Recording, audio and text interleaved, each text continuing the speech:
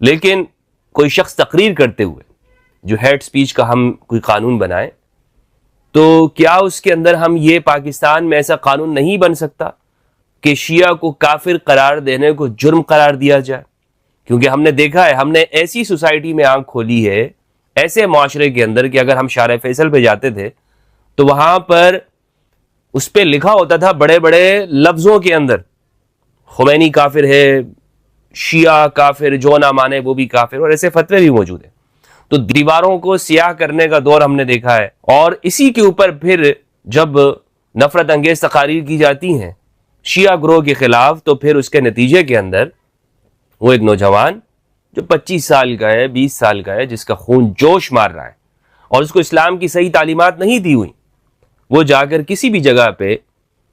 اپنے آپ کو جنت میں لے جانے کے لیے وہ پھٹ جاتا ہے۔ تو کیا یہ قانون نہیں بننا چاہیے کہ شیعہ کے کو کافر قرار دینے کو یہاں پاکستان میں جرم قرار دیا جائے؟ تو یہ دو عنوانات ہیں، اس پر میں آج گفتگو کرنا چاہتا ہوں۔ دو پوائنٹ پہ آج جو ہماری بات ہو رہی ہے، جو لاسٹ پوائنٹ ہے اور دوسرا ہے وہ یہ کہ کیا ایسا قانون نہیں بننا چاہیے کہ پاکستان میں شیعہ کو کافر کہنے کے اوپر جرم قرار دیا جائے؟ بالکل بننا چاہیے۔ اور میں کہہ رہا ہوں صرف شیعہ کو کافر کہنا جرم نہ ہو، بلکہ یہاں پر اگر کوئی شخص صحابہ کرام رضوان اللہ علیہم خلفاء کو کافر قرار دیتا ہے یہ بھی جرم قرار دیا جائے۔ اور میرے خیال میں اس کے اوپر قانون موجود ہے، اس کے اوپر قانون موجود ہے، اور جو عظمت صحابہ کا قانون ہے وہ یہاں پر موجود ہے۔ لیکن میں خاص تکفیر کے لفظ کی بات کر رہا ہوں۔ قانون تو توہین کا موجود ہے، یہاں پر توہین رسالت کا بھی ہے، 295C اور 295A اس طرح کے قوانین موجود ہیں پاکستان میں۔ لیکن جو کسی کو کافر کہے، مثلا کافر ورڈ استعمال کرے، اس کے حوالے سے کوئی قانون ہونا چاہیے۔ تو اس میں اگر کوئی کسی سنی کو بھی کافر کہتا ہے تو یہ جرم قرار دیا جائے۔ اور خاص طور پر شیعہ کی میں بات اس لیے کہوں گا کہ یہاں پر ہمیں یہ نظر بہت کم آیا ہے، شیعہ حضرات میں سے ایک دو میں سے کچھ ایسے نظر آئے کہ جنہوں نے کوئی تکفیر کی بات کی ہے اوپنلی، ورنہ شیعہ کے اندر اکثر تکفیر کا کم از کم وہ نہیں ہے، یہ تکفیر نہیں کرتے۔ اور اگر یہ بھی کہہ دیں کہ یہ شیعہ عقائد ہیں یا اہل ایمان کے، تو اس میں اجتماع کی تکفیر کم از کم شیعہ کو میں نے کرتے ہوئے نہیں دیکھا، یا جتنے ان کے علماء ہیں۔ کبھی آپ نے مثلا، میں یہ بات اس لیے کر رہا ہوں کہ میں اہل سنت ہوں اور میں ان چیزوں کو اس حوالے سے دیکھ رہا ہوں۔ اب کوئی شخص مجھے یہ نہ کہے کہ جناب جو شیعہ کے اندر اتنے 50 خرابیاں موجود ہیں آپ اس پہ بات کیوں نہیں کرتے، وہ میرا گھر نہیں ہے، میرا گھر یہ اہل سنت کا ہے، اور میں اپنے حوالے سے اپنے گھر کے بارے میں جانتا ہوں کہ ہمارے ہاں کیا بات پائی جاتی ہے۔ ہم نے کسی شیعہ عالم کو یہ تقریر کرتے ہوئے نہیں دیکھا کہ تبلیغی اجتماع کے اندر وہاں پہ یہ لوگ غلط کام کرتے ہیں، بتیاں بجھائی جاتی ہیں۔ ہمارے ہاں بھی بتیاں بجھائی جاتی ہیں، ذکر کی محافل ہوتی ہیں، صوفیاء کرام میں سے جو وہ جگہوں کے اوپر خانقاہوں میں بتیاں بجھا دیتے ہیں، لائٹ بجھا دیتے ہیں۔ اس کا ایک الگ مقصد ہوتا ہے کہ سکون حاصل ہو اور ایک جگہ کے اوپر کنسنٹریشن ان کو ہو، توجہ ان کی مرتکز رہے۔ تو لیکن اس پر ہم نے کبھی کسی شیعہ عالم کو یہ تقریر کرتے ہوئے نہیں دیکھا کہ شیعہ تو سنی تو ایسے ہیں، ان کے علماء ایسے ہیں، ان کے ہاں بدکاریاں ہوتی ہیں، ان کے ہاں یہ ہے وغیرہ۔ اور یہاں پہ میں مدارس کے حوالے سے بات نہیں کرنا چاہوں گا کہ جو چیزیں ہمارے سامنے میڈیا کے اندر آتی ہیں تو موضوع جو ہے وہ کہیں الگ چلا جائے گا۔ تو اس لیے یہاں پر ایسا قانون بننا چاہیے، اور جب تک یہ قانون نہیں بنے گا معاملہ بگڑتا رہے گا۔ اور مجھے یہ نظر آ رہا ہے پاکستان میں انشاءاللہ عز و جل کہ جلد ہم اس نتیجے پہ پہنچنے والے ہیں کہ جو پاکستان کے ساتھ مخلص ہے اس کو جرم قرار دیا جائے گا، اور اس کے لیے کوشش بھی ہونی چاہیے۔ میں پاکستان کے جو یہاں پہ جو ادارے ہیں جو اس کے اوپر کام کرتے ہیں ان سے درخواست کروں گا کہ ہم اگر چاہتے ہیں کہ پاکستان میں ایک امن رہے اور یہاں پر ایک صورتحال بہترین رہے تو کم از کم اس کو جرم قرار دے دیا جائے۔ اس کے بعد پھر اگلے مراحل اور ہیں اور جو ہمیں اس کی مزید وضاحت کرنی ہے، لیکن سر دست اس طرح کا قانون ہونا چاہیے کہ اس پر اجماع ہو جائے کہ شیعہ کو کوئی بھی شخص اگر کافر کہے گا تو اس کی اگر تنظیم ہے تو اس پہ پابندی ہوگی اور یہ جرم ہوگا۔ جس طرح کہ ہمارے ہاں توہین صحابہ جرم قرار دیا گیا، اسی طرح کسی کو کافر قرار دینے کے اوپر بھی یہ جرم والا قانون بالکل ضرور ہونا چاہیے، اور اس کا ہمیں رسول اللہ صلی اللہ علیہ وآلہ وسلم کے فرمان سے بھی ہمیں یہ بات ملتی ہے کہ کوئی شخص اگر کسی اور کو کافر کہتا ہے تو اگر اس میں نہیں ہے خود وہ کافر ہو جاتا ہے۔ صحیح روایت ہے اور رسول اللہ کا فرمان ہے۔ اور قرآن مجید میں سورہ یونس کی آیت سے ہمیں یہ بات معلوم ہوتی ہے، وَلَوْ شَاءَ رَبُّكَ لَآمَنَ مَنْ فِي الْأَرْضِ كُلُّهُمْ جَمِيعًا أَفَأَنْتَ تُكْرِهُ النَّاسَ حَتَّى يَكُونُوا مُؤْمِنِينَ۔ اگر آپ کا رب چاہتا تو دنیا کے اندر زمین پر رہنے والے سارے کے سارے لوگ ایمان لے آتے، کیا آپ لوگوں پر زبردستی کرنا چاہیں گے؟ یعنی جب رسول اللہ صلی اللہ علیہ وآلہ وسلم کو یہ مخاطب کر کے قرآن کی آیت ہے، حالانکہ رسول اللہ کسی پر زبردستی نہیں کرتے، آپ نے ایک مثال بھی کوئی تاریخ سے نہیں بتا سکتا کہ سرکار دو عالم نے کسی پر زبردستی کی ہو، نہیں، کبھی زبردستی نہیں کی، لیکن پھر بھی سرکار کو مخاطب کر کے ہمیں بتایا گیا کہ مسلمانوں تم کبھی کسی پر زور زبردستی مت کرنا۔ تو یہ ایک زور زبردستی والا عمل ہے کہ جب ہم کسی کو کافر قرار دیتے ہیں، اور اس پر بہت بہترین کتابیں لکھی ہیں ہمارے اہل سنت علماء سلفیہ میں سے شریف حاتم ملعونی حفظہ اللہ نے، سعودی عرب کے عالم دین ہے ریاض میں، انہوں نے اس پر کتاب لکھی ہے، اور دیگر علماء نے کہ تکفیر نہیں ہونی چاہیے، مسلمانوں کی تکفیر حرام ہے، حتیٰ کہ انہوں نے یہ تک قرار دی کہ کوئی شخص اگر وہ صحابہ کے حوالے سے یہ نظریات رکھتا ہے تب بھی وہ کافر نہیں ہوگا، وہ کافر نہیں ہوگا۔ تو یہ دوسرے پوائنٹ کے حوالے سے یہ بات ہے۔ پہلا جو پوائنٹ ہے وہ بہت اہم ہے آج کی گفتگو کا، اس کو آپ توجہ سے سنیے گا کہ ہمارے علماء آخر یہ شیعہ جنازوں میں شرکت کیوں نہیں کرتے۔ یہ میرے سامنے فتویٰ ہے، سب سے پہلے میں آپ کو دکھانا چاہوں گا، بنوری ٹاؤن کا فتویٰ ہے، دارالفتہ جامعہ العلوم الاسلامیہ، علامہ محمد یوسف بنوری ٹاؤن رحمہ اللہ، کراچی پاکستان۔ سوال یہ پوچھا گیا ہے کہ اگر کسی مسلک والا شخص شیعہ کا جنازہ پڑھے تو اس کا نکاح باطل ہوتا ہے یا نہیں؟ جس کا جواب انہوں نے دیا کہ اگر شیعہ کا عقیدہ یہ ہو کہ قرآن کریم میں تحریف رد و بدل ہوئی ہے، یا ان کے 12 امام کے بارے میں اس بات کا قائل ہو کہ وہ گناہ سے معصوم ہے، غور کیجئے کہ امام کو شیعہ جو امام اپنے اماموں کو معصوم مانتے ہیں، کوئی شخص اگر یہ عقیدہ رکھتا ہے کہ ائمہ معصومین ہیں، حتیٰ کہ امام علی کو بھی معصوم مانتا ہے کیونکہ وہ پیغمبر نہیں ہے، پیغمبر کے علاوہ جو بھی کسی کو امام معصوم مانتا ہے، تو یہ کیا کہتے ہیں کہ جو بھی یہ عقیدہ رکھتا ہے اور یہ کہتا ہے کہ ان کو حلال و حرام کا اختیار ہے، یا جبریل امین نے وہی پہنچانے میں غلطی ہوئی ہے، یا حضرت عائشہ رضی اللہ عنہ پر بہتان باندھتا ہو، یا حضرت ابوبکر رضی اللہ عنہ کی صحابیت کا انکار کرتا ہو، تو ایسا شیعہ اسلام کے بنیادی عقائد کی مخالفت کی وجہ سے دائرہ اسلام سے خارج ہو جاتا ہے، اس کی نماز جنازہ پڑھانا مسلمان کے لیے حرام ہے۔ یہ فتویٰ موجود ہے۔ تو یہ آپ کو معلوم ہوگا کہ ہمارے یہ اہل سنت علماء صرف مذمت کیوں مذمت ہے جناب نے اس میں یہ برا کام ہوا ہے، اچھی بات ہے کہ آپ نے مذمت تو کر دی ہے، آپ شرکت کیوں نہیں کرتے، میں اس کی وجہ بتا رہا ہوں۔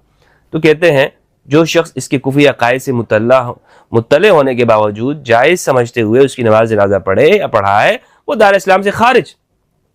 ہاں بھائی، وہ بھی خارج ہوگا اگر کسی سنی نے جا کے پڑھا دیا شیعہ کا جنازہ جو انہیں عقائد کو رکھتا ہے۔ اور تقریباً یہ تو سارے شیعوں کا عقیدہ ہے کہ ائمہ معصوم ہے، یہ باقی جو عقیدے ہیں یہ تو سارے آپ نے اپنی طرف سے لگائے ہیں ساتھ میں، یہ باقی تو آپ نے اپنی طرف سے جو ہے ان میں سے کچھ چیزیں لگا دی ہیں۔ حقیقت تو یہ ہے کہ شیعہ اس بات کو مانتے ہیں کہ ائمہ معصومین ہیں۔ تو اس کا مطلب کیا ہوا کہ سب شیعوں کے بارے میں آپ ان کی جنازہ میں نماز جنازہ میں شرکت کو آپ جائز نہیں سمجھتے، تو اسی لیے تو نہیں جاتے ہیں، اور یہی وجہ ہے۔ آپ کو کس نے حق دیا ہے کہ آپ یہ ساری چیزیں، یہ فتوے آپ لکھیں؟ کس نے آپ کو حق دیا کہ آپ کہیں کہ جناب آپ یہ شخص کافر ہے؟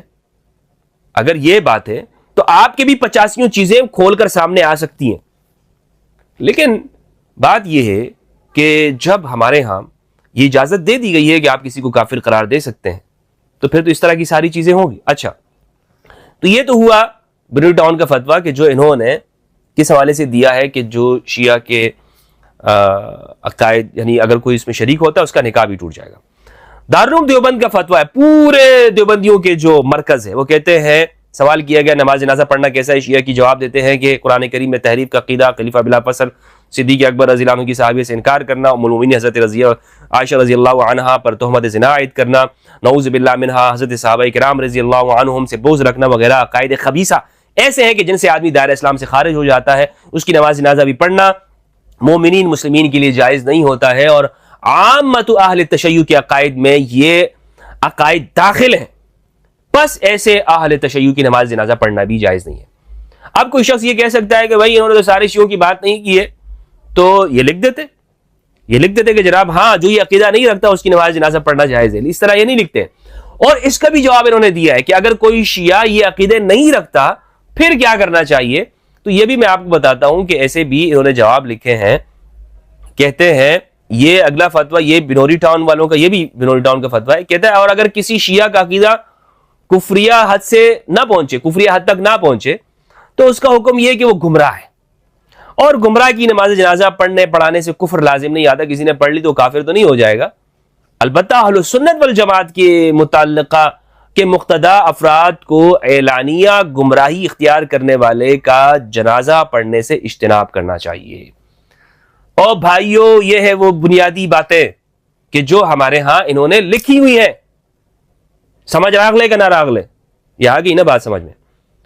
کیا چیز کہ جو مقتدی افراد ہیں ہمارے، جو لیڈران ہیں، سیاسی حضرات ہیں، جو ہمارے مذہبی لوگ ہیں، وہ ان کے جنازوں میں نہیں جایا کرو، کیونکہ اس سے کیا ہے کہ گمراہ ہیں یہ لوگ، یہ گمراہ ہیں. تو میرے بھائی مسئلے یہاں پر ہے، اس جگہ پر ہے مسئلے ادھر باہر نہیں ہے کہ جس کو ہم باہر تلاش کرتے ہیں، اس چیز کے اوپر ہے. تو اب اس کا حل کیا ہے؟ یہ فتوے انہوں نے دیے تو اس کو کیا کرنا چاہیے؟ ان سارے فتووں سے، ان مولویوں سے توبہ کروانی چاہیے کہ جو انہوں نے مسلمانوں کی تکفیر کے فتوے لکھے ہیں. واللہ باللہ یہ مسلمانوں کی تکفیر ہے، یہ مسلمانوں کو کافر قرار دینا، یہ مسلمانوں کو اسلام سے نکالنا ہے. اس رویے سے رجوع ہوگا. آپ ایک شخص کو جو ان عقائد کے ماننے والا ہو، آپ دیکھ لیں اگر وہ اس گروہ کا ہے اور وہ جا کے پڑھ لیتا ہے نا، خاندان میں بائیکاٹ شروع ہو جاتا ہے. اچھا یہ میرے چاچا کا بیٹا، خالہ کا بیٹا، وہ تایا کا بیٹا، وہ گئے تھے وہ شیعہ جنازہ پڑھنے کے لیے، بات پھیل گئی، اس کا بائیکاٹ کر دو. یہ تو ان جنازوں میں جاتا ہے، اس کی تو عقیدوں کا پتہ نہیں ہے. ٹھیک ہے، یہ اس کے اوپر پھر فتوے لینا شروع ہو جاتے ہیں، رشتے نہیں دیتے لوگوں سے، وہ لوگ ڈر کے مارے وہ پھر بچ جاتے ہیں. تو انتہا پسندی یہ ہے. اس انتہا پسندی کے خاتمے کے لیے ضروری اس امر ہے کیا ہے کہ ہم اپنے معاشرے کے اندر ہمارے ہاں باقاعدہ قانون سازی ہو، اور ان مدارس کا جو یہ سلیبس ہے، جو یہ فتوے ہیں،